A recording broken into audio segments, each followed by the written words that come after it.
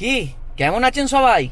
Civic সেন্সের আর একটা episode নিয়ে হাজির হয়ে গেছি। আজকের এপিসোডে আমি আপনাদের দেখাবো যে গাড়িতে যে একটা খুব ইম্পর্টেন্ট অ্যাক্সেসরিজ, যেটা হচ্ছে টিপিএমএস, টায়ার প্রেসার মনিটরিং সিস্টেম। সেই সিস্টেমটা আপনি ইনস্টল করেছেন। ইনস্টল করার পর সেই সিস্টেমের রিডিংটা কিভাবে আপনি দেখবেন, বা তার রিডিং দেখে আপনি বুঝবেন, কি করে বুঝবেন যে গাড়িতে কি ঘটেছে, অর্থাৎ গাড়ির টায়ারে কি কি ঘটছে এবং তা কিভাবে প্রিকশন নেবেন, সেইটা রিড করাটাও একটা গুরুত্বপূর্ণ ব্যাপার।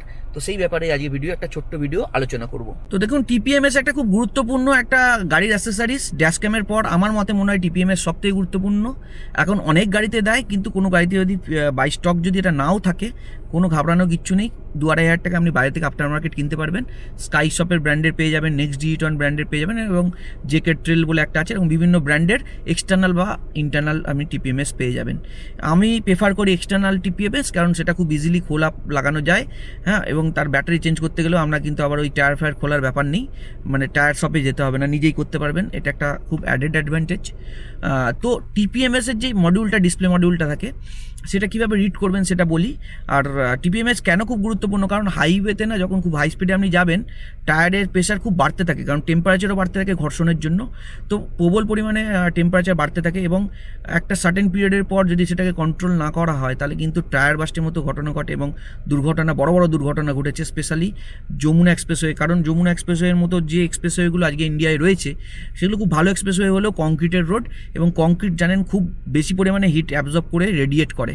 তো সাধারণ পিচ রাস্তাতেই কংক্রিট কিন্তু আরও 4-5 ডিগ্রি বেশি টেম্পারেচার থাকে, ফলে সেখানে এইসব দুর্ঘটনা ঘটার সম্ভাবনা কিন্তু অনেকটাই বেড়ে যায়। তো চলুন তাহলে আমি দেখাই যে কিভাবে আপনি টিপিএমএস এর যে রিডিং সেটাকে ইন্টারপ্রেট করবেন।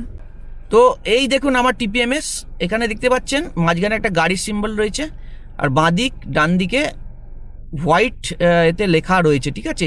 এখানে কিন্তু পিএসআই, এই যে সাদা ডিজিটে যেগুলো দেখছেন, এগুলো কিন্তু টায়ার, অর্থাৎ সামনে উপরের দিকে হচ্ছে সামনের দুটো চাকা বাঁ দিক ডান দিক, আর নিচের দুটো রিডিং হচ্ছে পেছনের দুটো চাকা বাঁ দিক ডান দিক।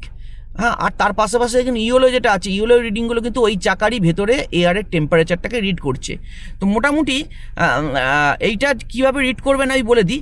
এইখানে দেখুন, আপনার তো প্রথমত গাড়ির যে টায়ারের যে প্রেশার, সেটা কত রাখবেন, সেটা হচ্ছে আপনার কোম্পানির যে রেকমেন্ডেড প্রেশার, সেটাই রাখবেন একদম কোল্ড কন্ডিশনে। কোল্ড কন্ডিশনে প্রেশার বলতে বোঝায় যে গাড়ি কিন্তু 5-6 ঘন্টা একদম রেস্টে রাখার পর, কোনো শেডের জায়গায়, রোদের মধ্যে নয়, শেড মানে ছাওয়ায়, খুব ভালো যদি রাত্রির দিকে গাড়ি রাখার পর ভোরবেলায় যদি আপনি এটা করেন, তো একদম ঠান্ডায় বেশ কয়েক ঘন্টা থাকার পর যখন একদম এয়ার নর্মাল টেম্পারেচার চলে আসে, সেই অবস্থায় যদি আপনি টায়ারটা হাওয়া দেন, তো সেই হাওয়াটা আপনার যে প্রেশারটা হবে সেটা হচ্ছে কোল্ড কন্ডিশনে প্রেশার। তো বিভিন্ন কোম্পানি এটা কিন্তু কোল্ড কন্ডিশনে প্রেশার দিতে পারে। গাড়ির কিন্তু ডোরে লেখা থাকে যে কোন টায়ারে কত প্রেশার আপনি রাখবেন, একদম সেই প্রেশারটা রাখবেন, তার থেকে বেশিও রাখবেন না, তার থেকে কমও রাখবেন না। অনেকেই বলেন গরমে যখন গাড়ি রাস্তার উপর দিয়ে চলবে, তখন টায়ার তো হিট আপ হয়ে যাবে, হিট আপ হয়ে গিয়ে ভেতরে কিন্তু টেম্পারেচারটা বেড়ে যাবে, ফলে প্রেশারও বেড়ে যাবে। এবং এটা বাড়লে, কতটা বাড়লে আমরা কি বুঝবো, এই ব্যাপারে বলুন দেখে, এখানে কোনো হার্ড অ্যান্ড ফাস্ট রুল নেই। তবে আমি যেটা ফলো করি, বা আমার যেটা ধারণা আমি আপনাদের বলি, সেটা হচ্ছে যে মোটামুটি ধরবেন যে আপনার যদি টায়ার কন্ডিশন ভালো থাকে, অর্থাৎ খুব ওল্ড বা ওয়ার আউট টায়ার না হয়, গুড কন্ডিশন টায়ার হয়, মোটামুটি ধরুন 10-15 হাজার চলা, মানে 50%-এর বেশি লাইফ যদি টায়ারের থাকে, সেরকম কন্ডিশনের টায়ার যদি হয়, সেক্ষেত্রে মোটামুটি আপনি কিন্তু টায়ার প্রেশার যেটা কোম্পানি রেকমেন্ডেড, ধরুন কোম্পানি 35 রেকমেন্ড করেছে, অন্তত 7, তার থেকে যদি 7-8 ডিফারেন্স হয়ে যায়, তখন কিন্তু আপনাকে খুব অ্যালার্ট হয়ে যেতে হবে, অর্থাৎ প্রেশার কিন্তু এবার কিন্তু আউট অফ রিচ হচ্ছে। একই রকম টেম্পারেচার মোটামুটি যদি 10 ডিগ্রি মতো বেড়ে যায়, 10 থেকে ধরুন আপনার 50 ডিগ্রি কাছাকাছি পৌঁছে গেছে, 48, আমি 47-48 হলে একটু অ্যালার্ট হয়ে যাই, এই টিপিএমএস দেখি আর কি। তো তখন কি করি, তখন হচ্ছে আপনাকে একটু দাঁড়িয়ে, হয় একটু হাওয়া কমিয়ে দিতে হবে, নাহলে একটু ছাওয়ায় দাঁড়িয়ে গাড়িটাকে একটু রেস্ট দিতে হবে, আধা ঘন্টা 1 ঘন্টা, যতক্ষণ না আপনার টায়ারের প্রেশারটা কমে যায়। তো সবসময় তো আধা ঘন্টা 1 ঘন্টা দাঁড়িয়ে রেস্ট দেওয়া সম্ভব হয় না। তো সেক্ষেত্রে আপনারা কিন্তু যদি এরকম যখন দেখবেন যে খুব বেশি পরিমাণে টায়ারের প্রেশার এবং টেম্পারেচার বেড়ে যাচ্ছে, তখন আপনারা একটু করে হাওয়া 2-3 PSI কমিয়ে দিতে পারেন, কোনো অসুবিধা হবে না। কারণ তারপরেও কিন্তু আপনার যে কোম্পানি রেকমেন্ডেড, তার থেকে বেশিই থাকবে প্রেশার, আপনি শুধু এক্সেস প্রেশারটাকে ছেড়ে দিচ্ছেন, অর্থাৎ 2-3 PSI আপনি বের করে দিচ্ছেন, এটা মাথায় রাখবেন।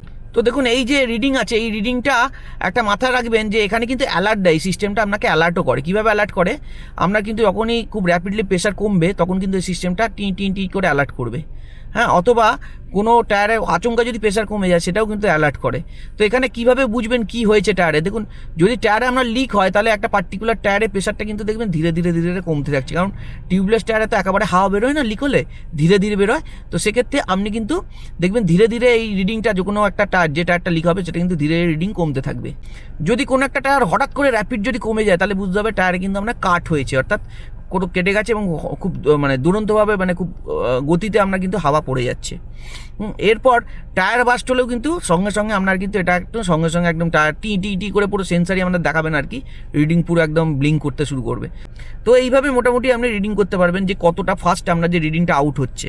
হ্যাঁ, একই রকম এর কিন্তু আবার আপার লিমিটও সেট করা আছে, অর্থাৎ আপনি নিজে সেট করতে পারবেন যে আমি যে আপনাকে বললাম না যে এত প্রেশার পিএসআই 7 বা 8 পিএসআই বেড়ে গেলে আমি ওয়ার্নিং ধরে নিই, বা টেম্পারেচার 48 হলে আমি সেটাকে ওয়ার্নিং ধরে নিই। তো সেটাও কিন্তু এর সেটিং থেকে গিয়ে সেট করা যায়, এবং আপনারা যদি জানতে চান যে সেটা কীভাবে সেট করবে আপনারা কমেন্টে জানাবেন, আমি সেটা নিয়ে একটা ভিডিও। তো আশা করি টিপিএমএস এর ব্যাপারে মোটামুটি যে বেসিক ব্যাপারগুলো আমাদের ক্লিয়ার হলো। যদি ভালো লেগে থাকে তাহলে ভিডিওটাকে অবশ্যই লাইক করবেন, আরও কিছু জানার থাকলে কমেন্টে জানাবেন, আর ভিডিওটা শেয়ার করে অন্য অনেকের কাছে পৌঁছে দিতে পারেন, কারণ এটা সেফটি সংক্রান্ত পোস্ট, যারাই গাড়ি চালান তাদের এগুলো জানা দরকার। আর এই চ্যানেলে যদি নতুন হন তাহলে চ্যানেলটা অবশ্যই সাবস্ক্রাইব করে নিন, সাবস্ক্রাইব করে বেল আইকনটা প্রেস করে সেখানে নোটিফিকেশান অল করে নেবেন, তাহলে এই চ্যানেলে আগামী সব ভিডিও কিন্তু আপনারা নোটিফিকেশান পেয়ে যাবেন। আবার দেখা হবে সিভিক সেন্সের আগামী একটা এপিসোডে, সঙ্গে থাকবেন, ভালো থাকবেন, ধন্যবাদ।